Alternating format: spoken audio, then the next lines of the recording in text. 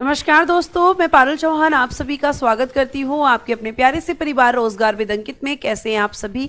उम्मीद है आप अच्छे होंगे। अरुण, दीपा, सुनील, सम्राट, गोपाल, अनुष्का, अतुल मिश्रा, राकेश, खुशी, अमित, अनु, विक्की, यूसुफ, पंची, सतीश, पंकज, राजकुमार, दिव्या, आप सभी को मेरी तरफ से गुड इवनिंग, नमस्ते, राधे राधे, राम राम, शस्त्रीय काल। प्यारे प्यारे बच्चों, कैसे हैं आप सभी? उम्मीद है कि आप बहुत अच्छे होंगे और आपका रिवीजन भी बहुत अच्छा चल रहा होगा। आप सभी लोग जल्दी से लाइव आ जाएंगे, सेशन के साथ जुड़ जाएंगे ताकि हम क्लास को स्टार्ट कर सकें।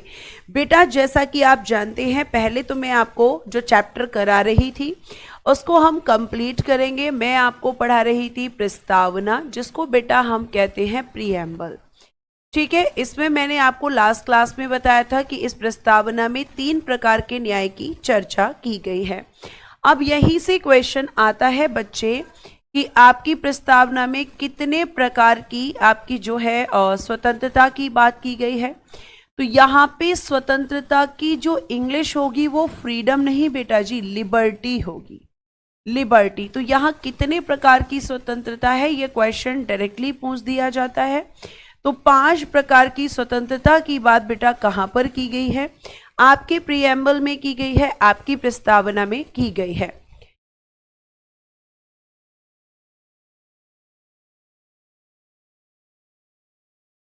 ठीक है, तो कितनी प्रकार की लिबर्टी, कितने प्रकार की स्वतंत्रता की बात की गई है मैम? 5 प्रकार की। ध्यान रखिएगा, फ्रीडम या लिबर्टी, इसका हिंदी में मतलब होता है स्वतंत्रता।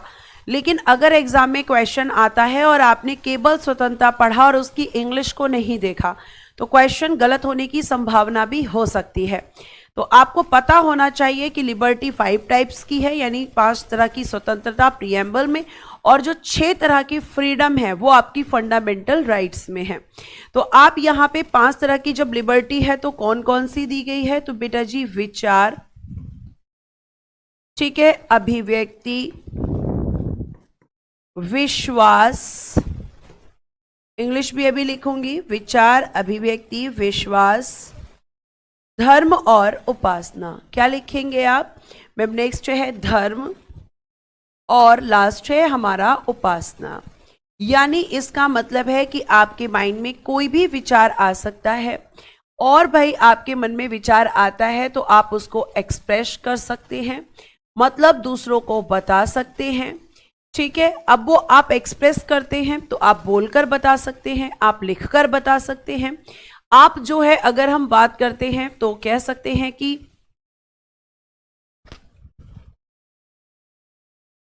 एक्सप्रेशन के थ्रू एक्सप्रेशंस के थ्रू, मतलब इशारों में। जैसे हमारी किसी के साथ बहुत अच्छी बॉन्डिंग होती है तो हम एक्सप्रेशंस में भी अपनी बातों को बता देते हैं।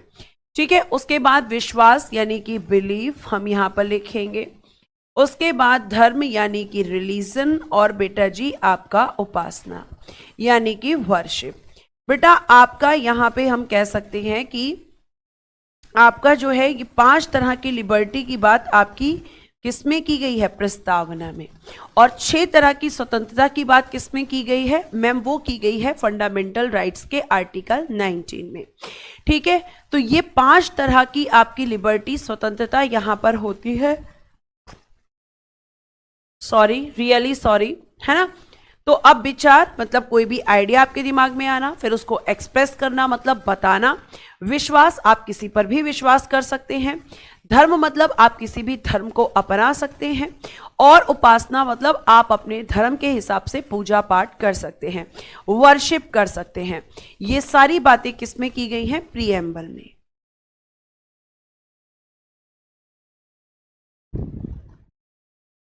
फिर पूछा जाता है कि भाई प्रस्तावना में कितने प्रकार की समानता की बात की गई है? इक्वालिटी कितने प्रकार की है? समानता यानी कि इक्वालिटी। और ये कितने प्रकार की समानता की बात की गई है? तो बेटा जी 2 प्रकार की, 2 प्रकार की समानता इक्वालिटी है। एक तो बेटा स्टेटस यानी कि प्रतिष्ठा, यानी हर व्यक्ति को समाज में एक प्रतिष्ठा, एक मान सम्मान के साथ रहने की समानता है। और एक है बेटा जी अवसर यानी कि अपॉर्चुनिटी। यानी कि अपॉर्चुनिटी, यानी आप कह सकते हो कि हर व्यक्ति को अपॉर्चुनिटी किस में, तो बेटा जी जॉब्स में, यानी सरकारी नौकरियों में। तो ये आपका जो ये चीजें आप अभी प्रीएम्बल में पढ़ रहे हैं, ये सारी चीजें आपको फंडामेंटल राइट्स में, डीपीएसपी में और फंडामेंटल ड्यूटीज में भी देखने को मिलेंगी। तो आप कहेंगे कि समानता कितने प्रकार की है? मैम 2 प्रकार की, प्रतिष्ठा और अवसर। प्रतिष्ठा का मतलब क्या होता है? गरिमा, एक मान और सम्मान। जैसे हम क्या करते हैं, कई बार ईगो में आकर दूसरे की प्रतिष्ठा को सम्मान पहुंचाते हैं, तो वो गलत है। अगर आप किसी भी व्यक्ति की प्रतिष्ठा या सम्मान को ठेस पहुंचाएंगे और वो व्यक्ति अगर आपके खिलाफ कंप्लेन करता है तो आपको सजा भी मिल सकती है। ठीक है। अवसर क्या होता है? अपॉर्चुनिटी क्या होती है? तो अवसर प्यारे बच्चे हम कह सकते हैं कि जैसे आपकी गवर्नमेंट जॉब्स में, यानी सरकारी नौकरियों में, ठीक है, ये आपको ध्यान रखना है। तो कितने प्रकार का न्याय है, कितनी प्रकार की स्वतंत्रता है, कितनी प्रकार की समानता है। बेटा फेथ भी लिख सकते हो आप रेनू, यहां पे फेथ भी कर सकते हो, ये लीजिए, ये भी आप लिख सकते हो। ठीक है। अब अगर मैं आपसे बात करती हूं प्यारे बच्चे, तो ये आपकी समानता, स्वतंत्रता, ये डायरेक्टली क्वेश्चंस आते हैं। एक क्वेश्चन बेटा आपसे पूछा जाता है और वो क्वेश्चन मैं आपसे ही पूछूंगी। आप मुझे बताइए कि आपकी प्रस्तावना में स्वतंत्रता, समानता और बंधुत्व शब्द को कहां से लिया गया है? समानता, स्वतंत्रता, समानता और बंधुत्व, यानी कि आपका लिबर्टी जो वर्ड मैंने आपको पढ़ाया, समानता यानी जो मैंने इक्वालिटी आपको बताई, और बेटा जी बंधुत्व यानी कि फ्रेटर्निटी, जिसे हम कहते हैं भाईचारे की भावना। यानी आप सभी भारतीय और आप सबके अंदर क्या होना चाहिए? एक भाईचारे की भावना होनी चाहिए। तो ये तीनों शब्द हमने कहां से लिए हैं? तो आप कहेंगे मैम टेकन फ्रॉम फ्रांस। क्या कहेंगे? टेकन फ्रॉम फ्रांस, यानी कि हमने फ्रांस से लिए हैं।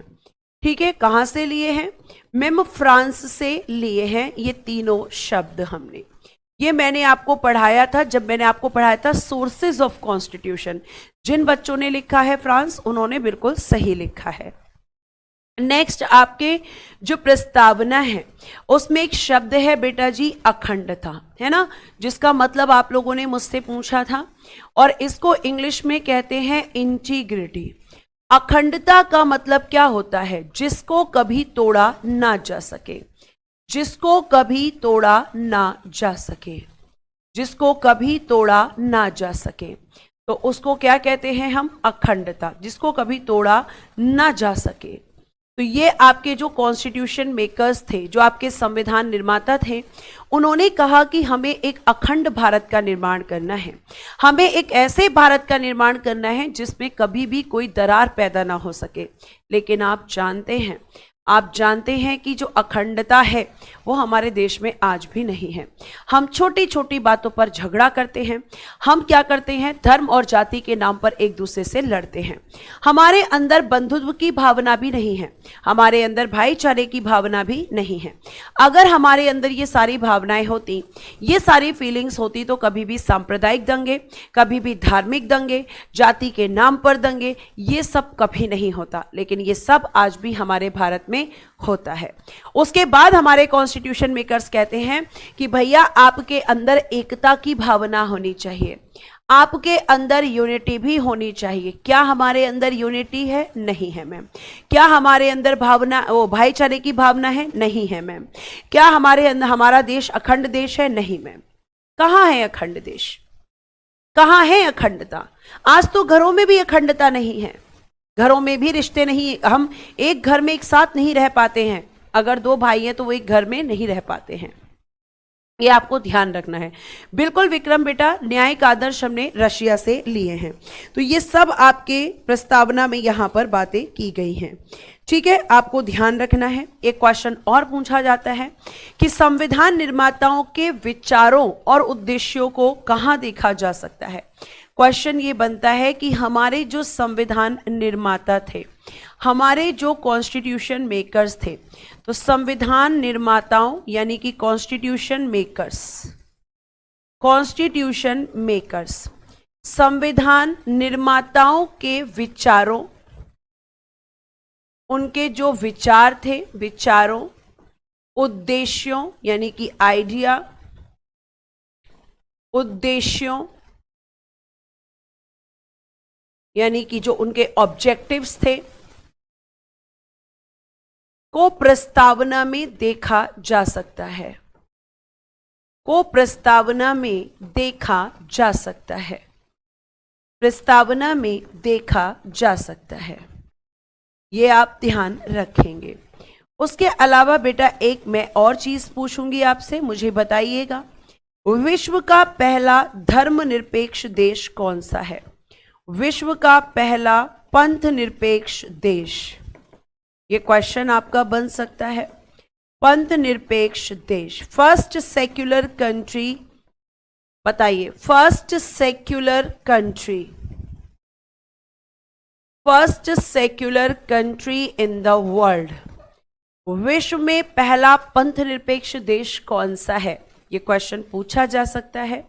तो आप ध्यान रखेंगे बेटा जी कि मैम वो आपका अमेरिका। कौन सा पहला सेक्युलर कंट्री है? अमेरिका। और सेक्युलर का मतलब क्या होता है? Very good ma'am, USA. Very good बेटा जी, मैम यूएसए यहां पर आंसर आया है।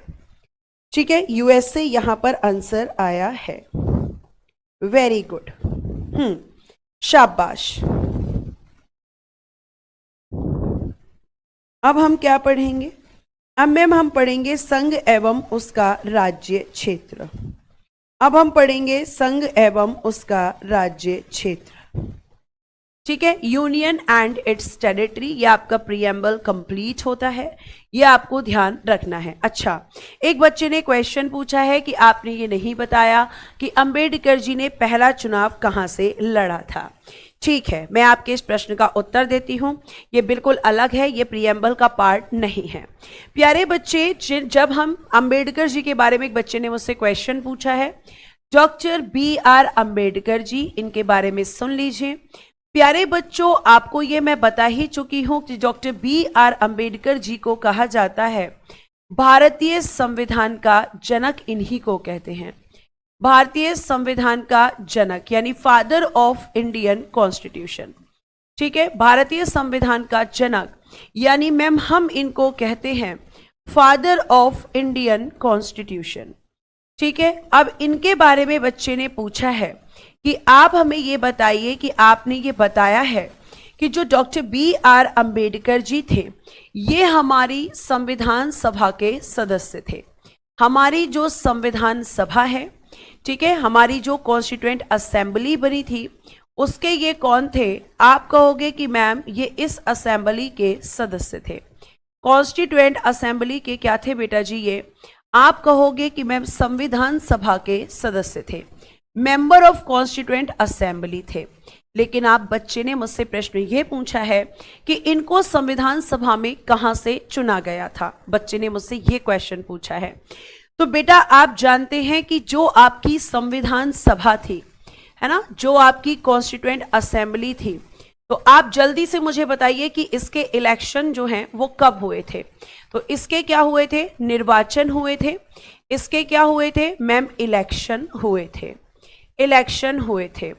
तो जब इसके इलेक्शन हुए, कब हुए ma'am? According to cabinet mission 1946 में, 1946 में, मतलब इस समय पर भारत आजाद नहीं हुआ था, या भारत से अलग पाकिस्तान नहीं बना था, है ना।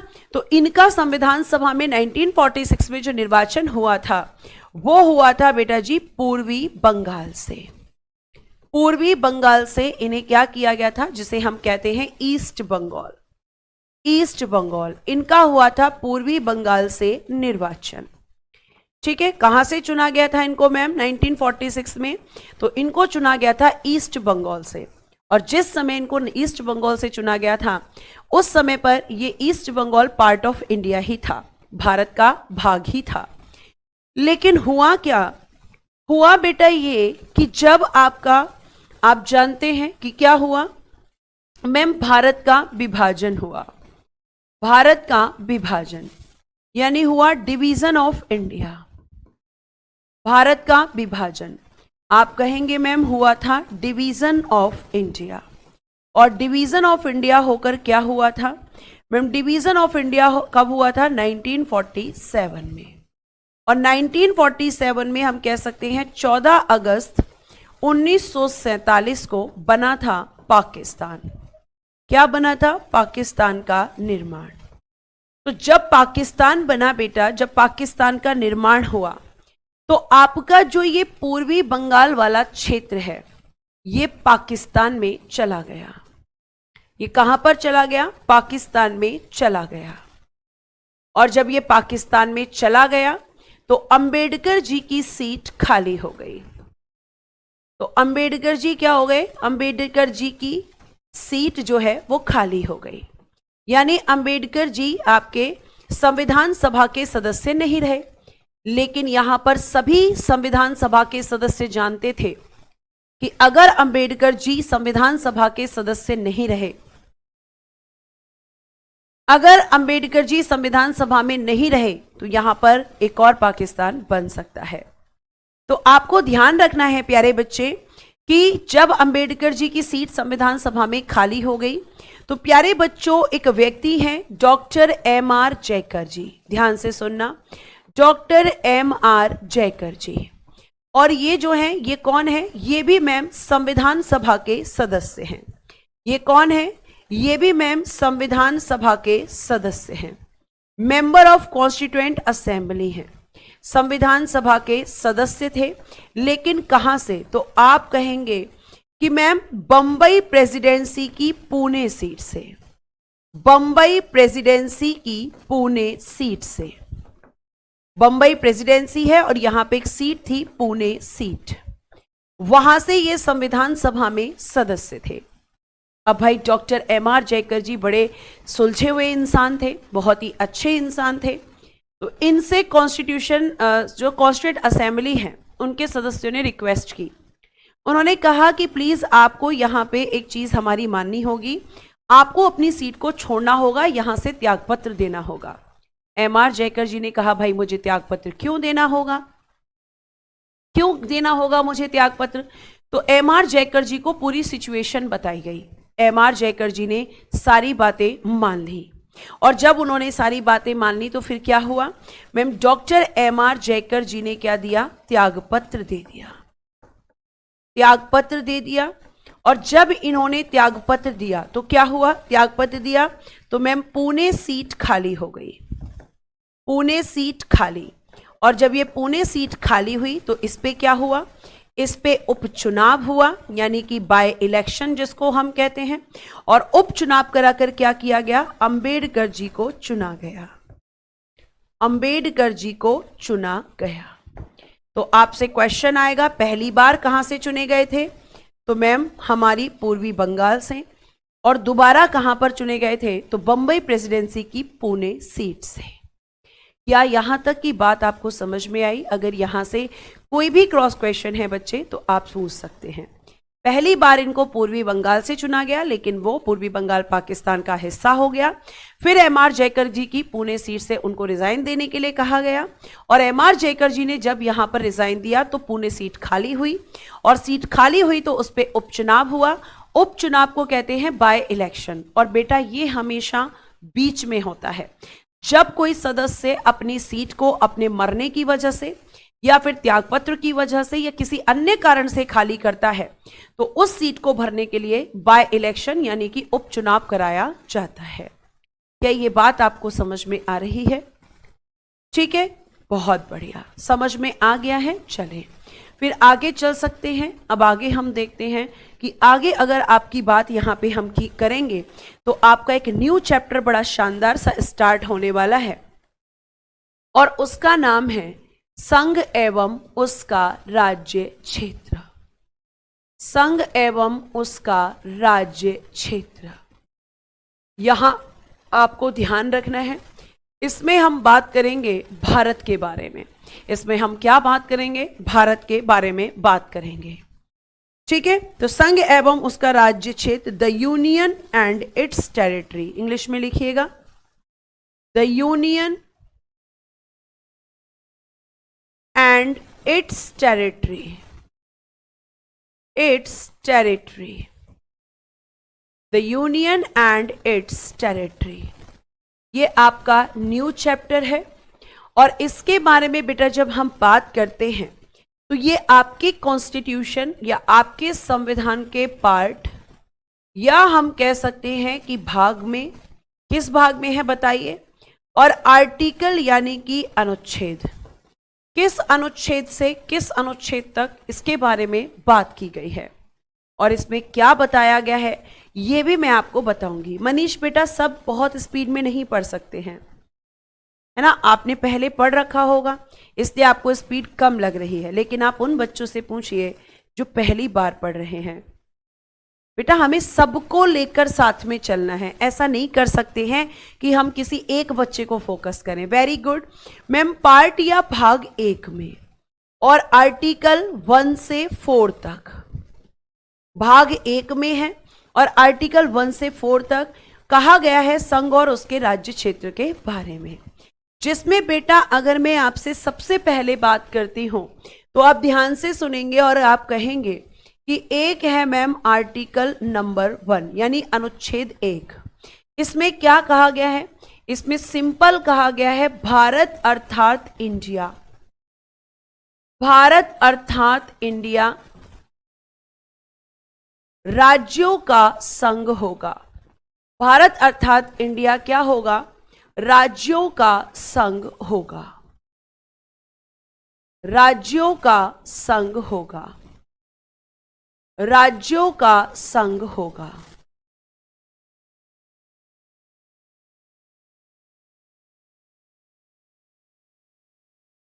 लिखिएगा India that is Bharat, India that is Bharat, a union of states, a union of states। यानी ये कह रहा है आर्टिकल नंबर 1 कि भैया तुम्हारा जो भारत देश या हमारा जो भारत देश बना हुआ है, हमारा जो भारत देश बना हुआ है वो कैसे बना हुआ है, तो मैम 28 राज्य और 8 केंद्र शासित प्रदेशों से। मैंने आपको बताया था कि हमारा भारत कैसे बना हुआ है कि मैम हमारा भारत जो है वो 28 स्टेट्स और 8 यूनियन टेरिटरी से बना हुआ है। और आप कहेंगे कि ये जो भारत है इस भारत से कोई भी राज्य अलग नहीं हो सकता। क्यों मैम, क्योंकि ये कोई एग्रीमेंट नहीं है, ये कोई समझौता नहीं है। आप कहेंगे कि आर्टिकल 1 सिंपल क्या कहता है, कहता है कि भारत अर्थात इंडिया राज्यों का संघ होगा। यानी हमारे भारत देश का निर्माण 28 राज्य और 8 केंद्र शासित प्रदेशों से मिलकर हुआ है और इनमें से कोई भी भारत से अलग नहीं हो सकता, इस संघ से अलग नहीं हो सकता। क्यों नहीं हो सकता, क्योंकि ये कोई समझौता नहीं है, ये कोई एग्रीमेंट नहीं हुआ था कि भाई तुम जब चाहे हमसे अलग हो जाना, ऐसा कोई एग्रीमेंट नहीं हुआ था। करंट में कितने यूटी हैं पांडे जी, 8। अभी मैं बार बार बोल रही हूं करंट में 8 यूटी हैं, ठीक है। तो ये आर्टिकल 1 का सिंपल सा मतलब है कि 28 राज्य और 8 केंद्र शासित प्रदेशों से मिलकर क्या बना हुआ है। आप कहेंगे कि मैम अगर हम बात करें तो यहां पर हमारा भारत बना हुआ है। और आप ये भी ध्यान रखना कि एक बार एसएससी ने सीधा क्वेश्चन पूछ लिया था कि हमारे देश के लिए किन शब्दों का यूज होता है, तो केवल इंडिया और भारत। कुछ लोग हमारे देश को हम लोग हिंदुस्तान भी कहते हैं, लेकिन हिंदुस्तान शब्द का प्रयोग संविधान में नहीं है। हिंदुस्तान शब्द का प्रयोग आपके प्यारे बच्चे किसी भी, हम कह सकते हैं कि कॉन्स्टिट्यूशन में कहीं पर भी लिखा हुआ नहीं है, ना किसी आर्टिकल में, ना कहीं और। केवल 2 ही शब्दों का प्रयोग आपका संविधान करता है, इंडिया और भारत। ये आप ध्यान रखेंगे, ठीक है। उसके बाद हम बात करते हैं आर्टिकल नंबर 2 की। आर्टिकल नंबर 2 क्या बात कर रहा है, आर्टिकल नंबर 2 कह रहा है कि संसद को संघ में,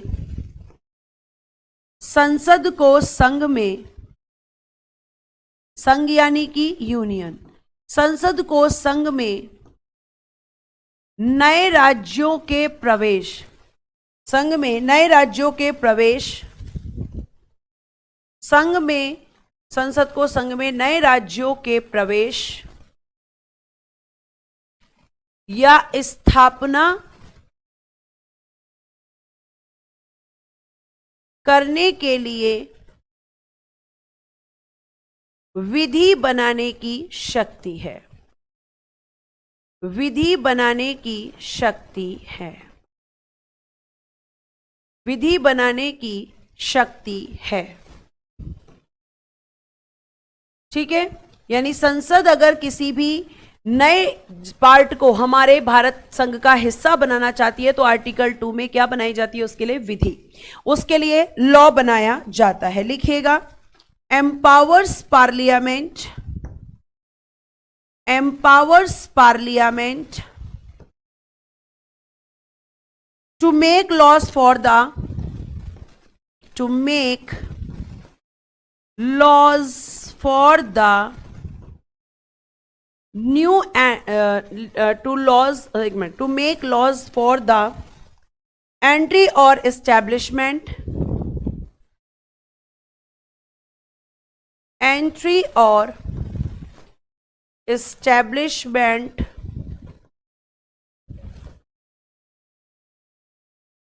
empowers parliament to make laws for the entry or establishment of new state in India, new state in India, of new state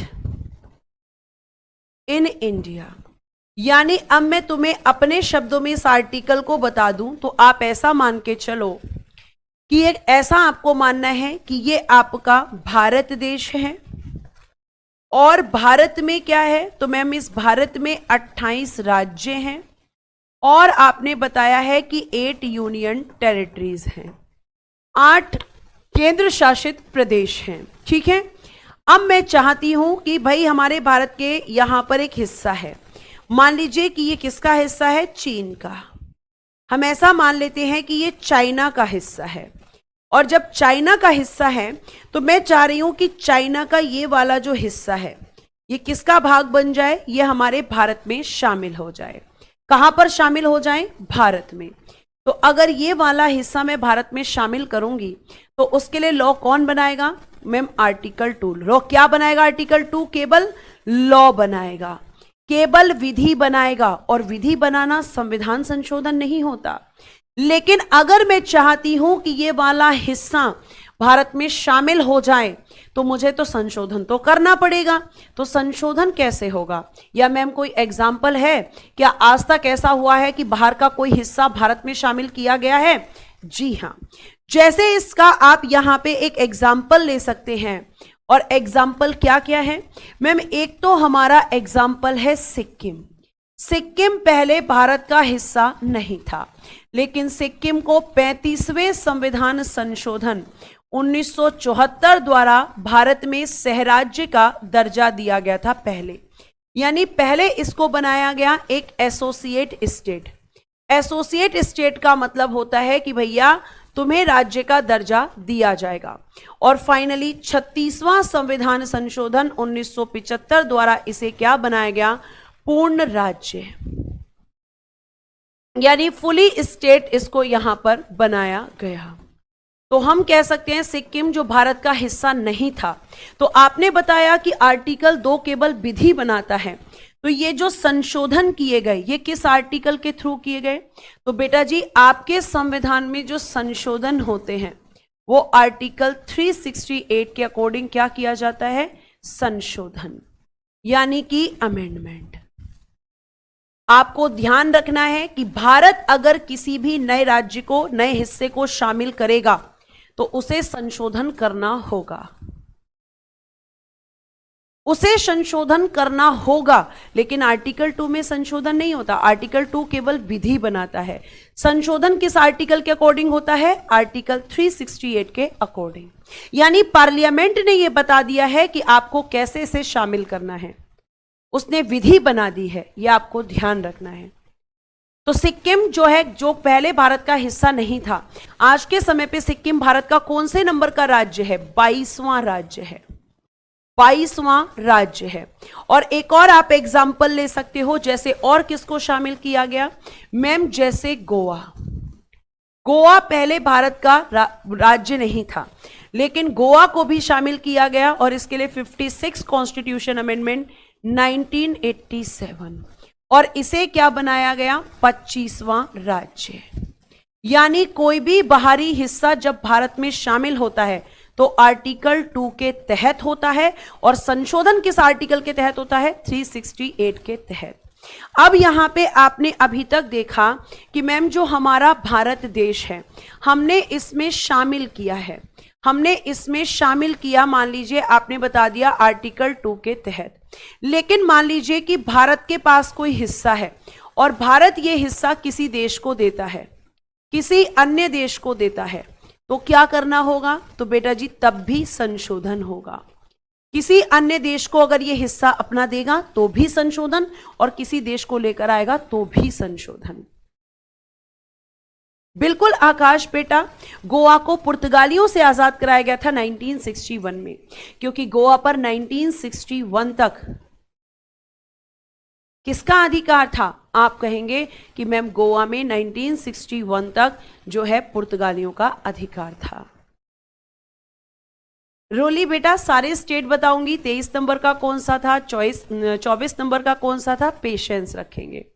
तो अगर भारत के बाहर से, जैसे मैम आपने 2 एग्जाम्पल तो दे दिए कि भारत के बाहर से, लेकिन ऐसा कभी हुआ है कि भारत ने अपना कोई हिस्सा दिया हो, जी हां ऐसा भी हुआ है। आपको मैं एक और एग्जाम्पल बता देती हूं और आपने सुना भी होगा। प्यारे बच्चे आप देखेंगे कि एक तरफ है हमारा प्यारा भारत देश और एक तरफ आप मान लीजिए कि यह है बांग्लादेश। बांग्लादेश, तो बांग्लादेश का ये वाला जो बांग्लादेश में हिस्सा था ये हमारे भारत का था, और भारत में मान लीजिए ये वाला जो हिस्सा था ये बांग्लादेश का था। तो भारत ने कहा कि भैया तुम अपना हिस्सा ले लो और मुझे मेरा हिस्सा दे दो। तो यहां पे लिया भी जा रहा है और दिया भी जा रहा है। मैम यहां पे लिया भी जा रहा है और दिया भी जा रहा है। तो इस कंडीशन में कौन सा संशोधन, 100वां संविधान संशोधन 2015 हुआ था। इन दोनों ने आपस में समझौता किया कि भैया जो तुम्हारा है तुम ले लो, जो मेरा है वो मुझे दे दो। वेरी गुड मोहम्मद अलग्यास की मैम 2015 में, शाबाश।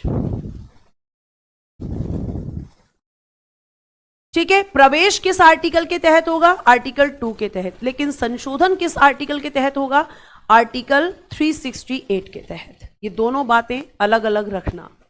ठीक है, अब प्यारे बच्चे आर्टिकल 3 में क्या है मैम, आर्टिकल 3 में क्या है, तो आपका आर्टिकल 2 तो भारत के बाहर की बात करता है, आर्टिकल 2 भारत के अंदर की बात करता है, सॉरी 3 की आर्टिकल 3 भारत के अंदर की बात करता है। जैसे आर्टिकल 3 क्या कहता है, आर्टिकल 3 कहता है कि संसद किसी भी नए राज्य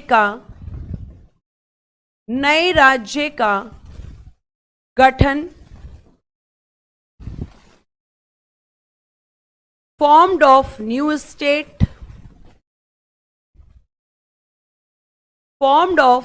state, संसद किसी भी नए राज्य का गठन कर सकती है, गठन, नाम में परिवर्तन, चेंज द नेम, नाम में परिवर्तन, सीमा या क्षेत्र में परिवर्तन, सीमा या क्षेत्र में परिवर्तन, चेंज द बॉर्डर और एरिया, बॉर्डर और एरिया, सीमा या क्षेत्र में परिवर्तन कर सकती है। अब ये कहां पर कर सकती है ये भी बता दीजिए मैम, तो बेटा भारत के अंदर। कहां पर कर सकती है, भारत के अंदर। ध्यान से सुनिएगा, अगर मैं बात करती हूं तो आर्टिकल 3 कह रहा है कि भारत में जो आपके राज्य हैं, ठीक है, ये मान लीजिए आपके राज्य हैं, तो इनमें अगर कोई परिवर्तन करना है, ध्यान रखना आर्टिकल 3 किसकी बात करता है, भारत के अंदर परिवर्तन, और आर्टिकल 2 भारत के बाहर से परिवर्तन, भारत के अंदर परिवर्तन, और अंदर जब परिवर्तन होगा तो प्यारे बच्चे संविधान संशोधन करने की जरूरत नहीं है।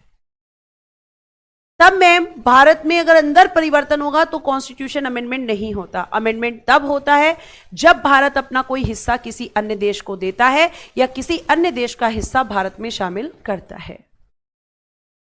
ठीक है, तो अब आप कहोगे जैसे इसके कोई एग्जाम्पल हैं? जी हां, इसके बहुत सारे एग्जाम्पल हैं। जैसे आपका एक राज्य बना है उत्तराखंड, और उत्तराखंड जो बना है बेटा, इसे आपकी संसद ने यूपी से पृथक करके बनाया है। पृथक को इंग्लिश में कहते हैं सेपरेट, पृथक को कहते हैं सेपरेट। तो क्या यह संविधान संशोधन था? जी नहीं मैम, यह संविधान संशोधन नहीं है। क्यों नहीं है? क्यों नहीं है संविधान संशोधन?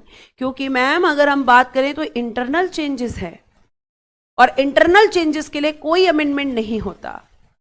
ठीक है, बिल्कुल सही है कि मैम उत्तराखंड का निर्माण कब हुआ था? 1 नवंबर 2000 को। ठीक, सॉरी, ये हुआ था 9 नवंबर 2000 को। एक आपका बना था बेटा जी छत्तीसगढ़, और ये किससे अलग हुआ था? मध्य प्रदेश से। ये भी इंटरनल चेंज है, मध्य प्रदेश से पृथक होकर बना था।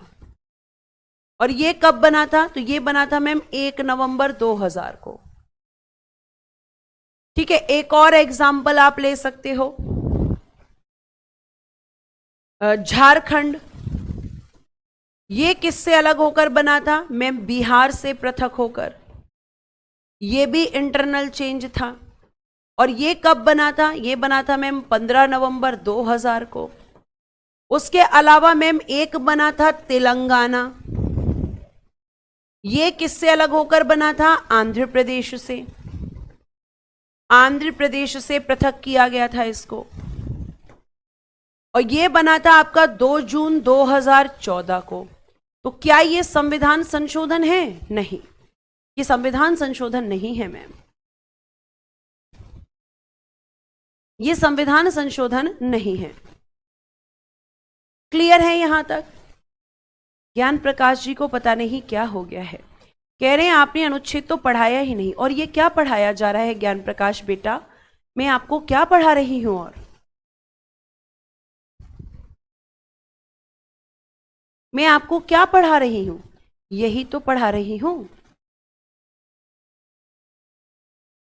ठीक है, उसके बाद मैम जैसे आपने लिखा है नामों में परिवर्तन। जी हां, जैसे पहले के समय आपका होता था मद्रास, मद्रास को वर्तमान में आप क्या कहते हैं? मैम इसको हम चेन्नई कहते हैं।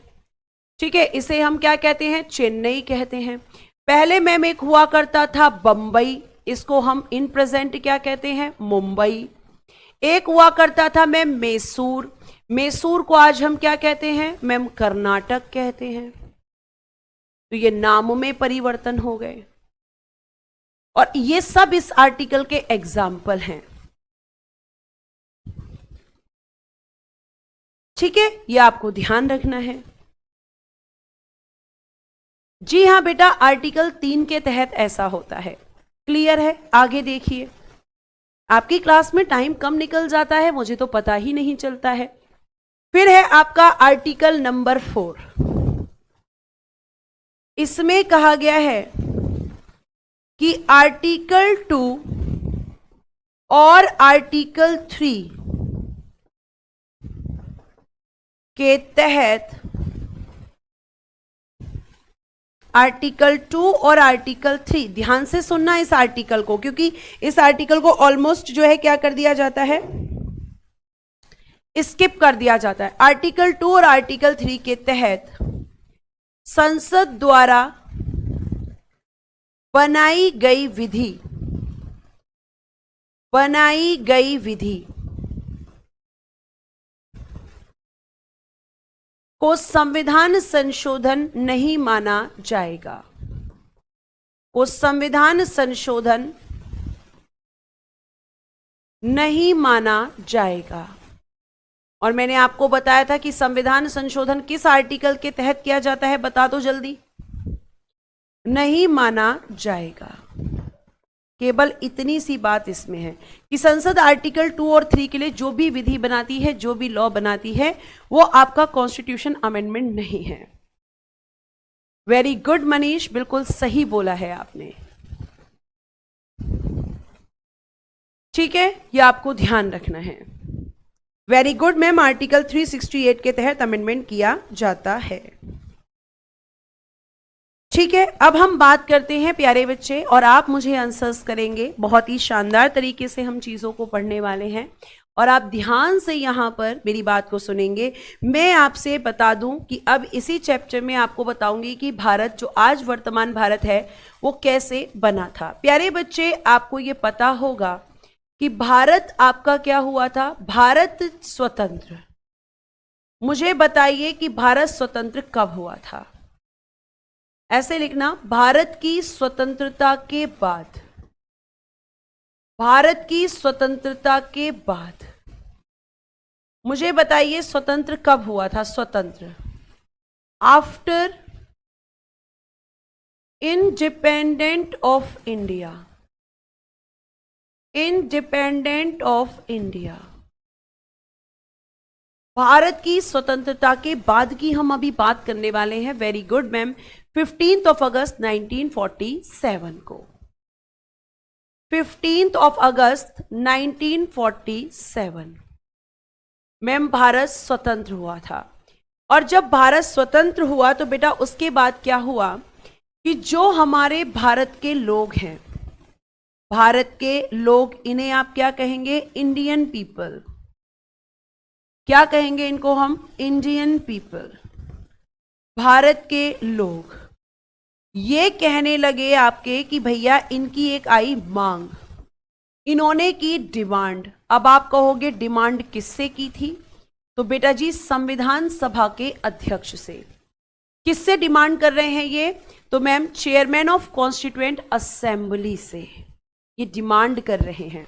क्या डिमांड कर रहे हैं, इनकी मांग क्या थी, इनकी मांग थी कि भैया भाषाई आधारित राज्यों का गठन करो, भाषाई आधारित राज्यों का गठन,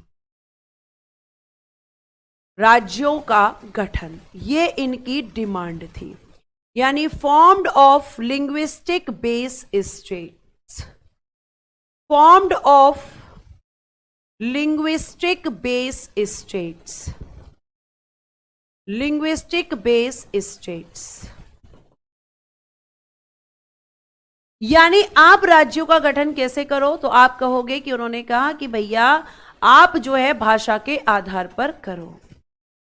ये लोगों ने मांग की थी, किससे की थी, ये आपसे मैंने बोला कि भाई संविधान सभा के अध्यक्ष से। ये मांग किससे की गई थी मैम, संविधान सभा के अध्यक्ष, संविधान सभा के अध्यक्ष, चेयरमैन ऑफ कॉन्स्टिट्यूएंट असेंबली। बताइए कौन थे, chairman of constituent assembly, constituent assembly. इनसे मांग की गई थी भारत के लोगों के द्वारा। अब मैं आपसे पूछना चाहती हूं कि चेयरमैन ऑफ कॉन्स्टिट्यूएंट असेंबली कौन थे। पी.एन. राव बोल रहे हैं, एस.के. धर बोल रहे हैं, बेटा जी अंबेडकर जी बोल रहे हैं, बहुत बढ़िया। लेकिन प्रियांश राज ने कहा है ma'am Rajendra Prasad ji. Very good ma'am, वो थे डॉक्टर राजेंद्र प्रसाद जी। इनसे लोगों ने भारत की स्वतंत्रता के बाद ये मांग की कि भाई हमें जो राज्य चाहिए उनका भाषा के आधार पर गठन कर दो। मतलब जिस भाषा के लोग जहां पर ज्यादा हैं उस भाषा के लोगों के लिए एक राज्य बना दो। ये मांग डॉक्टर राजेंद्र प्रसाद जी से की गई। जब डॉक्टर राजेंद्र प्रसाद जी ने कहा कि भाई लोग इस तरह की मांग कर रहे हैं, लोग इस तरह की डिमांड कर रहे हैं, ये बात उन्होंने संविधान सभा के सदस्यों के सामने रखी। और जब उन्होंने ये बात संविधान सभा के सदस्यों के सामने रखी तो संविधान सभा के जो सदस्य थे उन्होंने कहा कि भाई हमारे पास और भी बहुत सारा काम है, तो आप ऐसा करिए कि लोगों की ये जो मांग है इस पर विचार करने के लिए कमीशन बना देते हैं। तो कहा जाता है कि डॉक्टर राजेंद्र प्रसाद जी ने ये जो लोगों की डिमांड है इस मांग पर विचार करने के लिए, डिस्कशन करने के लिए क्या किया था मैम, एक कमीशन बनाया था। डॉक्टर राजेंद्र प्रसाद जी ने क्या बनाया मैम, एक कमीशन बना दिया था। ठीक है, कब बनाया था तो आप कहोगे, ध्यान से सुनिएगा, तो आप क्या कहोगे कि मैम अगर हम बात करते हैं तो डॉक्टर राजेंद्र प्रसाद जी ने बनाया एक कमीशन और आप हेडिंग देंगे एसके धर आयोग। एसके धर आयोग बनाया गया मैम। किसने बनाया तो जल्दी बताओ किसने बनाया, एसके धर आयोग डॉक्टर राजेंद्र प्रसाद जी ने। क्यों बनाया तो लोगों की मांगों पर विचार करने के लिए। लोगों की मांग क्या थी, भाषा आधारित राज्य का गठन। तो एसके धर आयोग बेटा जी जब हम इसकी बात करते हैं तो आप ध्यान रखेंगे कि इसका गठन कब किया गया था, इसको फॉर्म्ड कब किया गया था, तो मैम जून 1948, जून 1948 में। बेटा जब भी कोई कमीशन बनता है तो उसका एक चेयरमैन होता है। इसके अध्यक्ष कौन थे, तो इसके अध्यक्ष का नाम था बेटा जी एसके धर, और इसीलिए इस कमीशन का नाम भी रखा गया था एसके धर आयोग।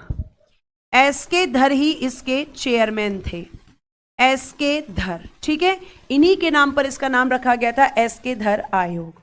और प्यारे बच्चे इस कमीशन में कितने सदस्य थे, मेंबर्स कितने थे इसमें, तो आप कहेंगे कि मैम इसके जो मेंबर्स थे वो थे 4।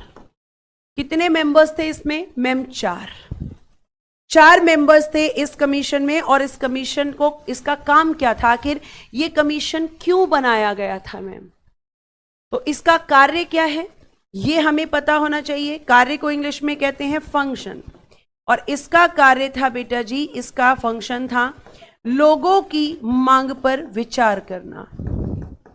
लोगों की मांग पर विचार करना, विचार मतलब कि डिस्कशन करना कि लोगों ने सही मांग की है या नहीं की है, डिस्कशन करना। अब इसने डिस्कशन किया और डिस्कशन करने के बाद में बेटा ये जो कमीशन है इसने दी अपनी रिपोर्ट, और रिपोर्ट दी थी इसने 10 दिसंबर 1948 में। और इसने रिपोर्ट में कहा कि भाषा आधारित राज्यों का गठन नहीं करना चाहिए। भाषा आधारित राज्यों का गठन नहीं करना चाहिए, लोगों की ये मांग सही नहीं है।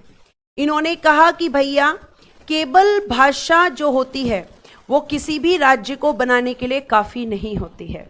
एक राज्य को बनाने के लिए वहां की आपकी ज्योग्राफिकल स्थिति को देखें, मतलब भौगोलिक स्थिति को देखें, वहां पर कितने संसाधन हैं उसको देखें। मतलब आपको एक राज्य बनाना, केवल भाषा के आधार पर एक राज्य बना देना कोई भी सॉल्यूशन नहीं है। तो ये एसके धर कमीशन ने अपनी रिपोर्ट में कहा कि भाई आपको भाषा के आधार पर बिल्कुल भी राज्य नहीं बनाना चाहिए, बल्कि आपको एक राज्य अगर बनाना है तो आप क्या करेंगे, तो आप कहेंगे कि मैम उसने कहा कि भाई आप प्रशासनिक व्यवस्था को देखें, आप ज्योग्राफिकल जो आपका भौगोलिक स्थिति है उसको देखें, वहां पर कितने संसाधन हैं उसको देखें। ऐसा नहीं कि केवल भाषा देखी और आपने राज्य बना दिया, क्योंकि ऐसा भी हो सकता है कि किसी भाषा के लोग जो कहीं पर रह रहे हैं वहां पे कोई संसाधन नहीं है, वहां पे प्रशासन जो है वो नहीं अच्छे से हो पाए, या वहां की भौगोलिक स्थिति अच्छी नहीं है, तो लोग बाद में तुम्हें ही कहेंगे। ठीक है बेटा परी प्रजापति जी, आगे से ध्यान रखूंगी मैं। ठीक है, तो ये किसने कहा, आप कहोगे एसके धर कमीशन ने यहां पर ऐसा कहा। नवीन सर ने नहीं छोड़ा है बेटा, छोड़ा थोड़ी है आरडब्ल्यू, कैसे छोड़ देंगे नवीन सर, ये सब अफवाहें तुम क्यों फैलाते रहते हो। रिपोर्ट कौन दिया था बेटा, कमीशन ने दिया था। कमीशन ही तो रिपोर्ट देता है, कमीशन या समिति जब भी बनती है तो वो रिपोर्ट देती है। ठीक है, रिवीजन स्लाइड आज नहीं बनेगी, क्योंकि रिवीजन तो तब होगा ना जब ये कंप्लीट होगा, जब ये कंप्लीट होगा। तो कल ये कंप्लीट होगा और कल ही रिवीजन स्लाइड भी बनेगी। अब आगे सुनिए, अगर प्यारे बच्चे यहां पर इसने मना कर दिया, अब भाई डॉक्टर राजेंद्र प्रसाद संतुष्ट नहीं हुए, तो फिर संविधान सभा ने कहा ऐसा करो, एक समिति बना लो, समिति से भी पूछ लो। तो फिर प्यारे बच्चे जब इस कमीशन की रिपोर्ट आई, उसके बाद में प्यारे बच्चे यहां पर बनी एक जेवीपी समिति, जेवीपी समिति, ऐसे लिख लो, जेवीपी समिति। समिति को इंग्लिश में कहते हैं बेटा जी कमेटी। ठीक है, अब ये जेवीपी समिति जो है, इसका नाम जेवीपी क्यों है? JVP, J for Jawaharlal Nehru ji, J for Jawaharlal Nehru ji, V for Vallabh Bhai Patel ji, Vallabh Bhai Patel ji, और पी फॉर पट्टाभी सीतारमैया जी, सीतारमैया जी। ये तीन इसमें सदस्य थे और इन्हीं के नाम पर रखा गया था इसका नाम जेवीपी समिति। इसका गठन 1948 में हुआ था। इसका कार्य क्या था? सेम, लोगों की मांग पर विचार करना, लोगों की मांग पर विचार करना, ये इसका भी काम था।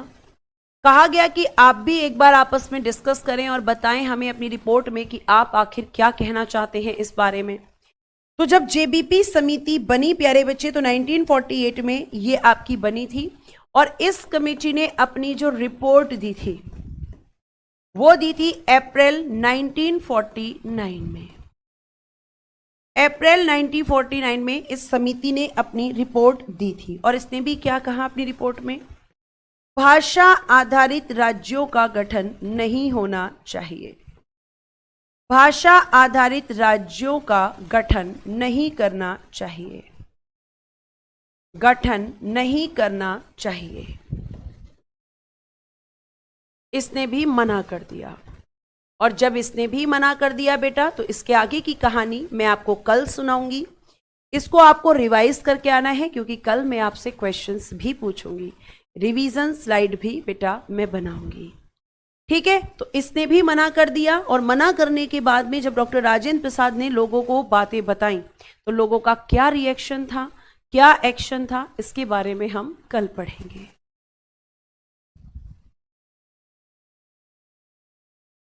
ठीक है, आज के लिए इतना ही रखते हैं। नहीं बेटा, डॉक्टर राजेंद्र प्रसाद जी एसके धर आयोग के अध्यक्ष नहीं थे, एसके धर आयोग के अध्यक्ष थे एसके धर। ठीक है, आज के लिए thank you so much, bye bye, take care and good day everyone. जय हिंद, जय भारत। हंसते रहें, मुस्कुराते रहें और हमेशा खुश रहें।